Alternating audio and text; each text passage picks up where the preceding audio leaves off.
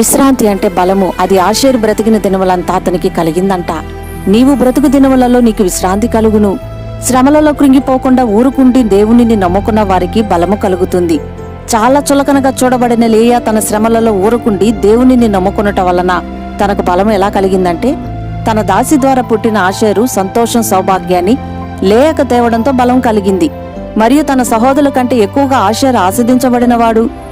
ఇతనిని బట్టి తన గోత్రములో పుట్టిన ప్రవక్తి అయిన అన్న సంతోషాన్ని సౌభాగ్యాన్ని బలాన్ని పొందుకుంది. ఎలాగంటే, దేవుని బలమైన యేసును ప్రతిష్ఠ చేస్తున్నప్పుడు ఆమె తన కళ్ళతో యేసును చూచి దేవునిని కొనియాడ భాగ్యాన్ని పొందుకుంది.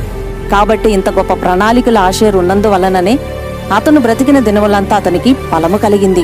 ప్రార్థన.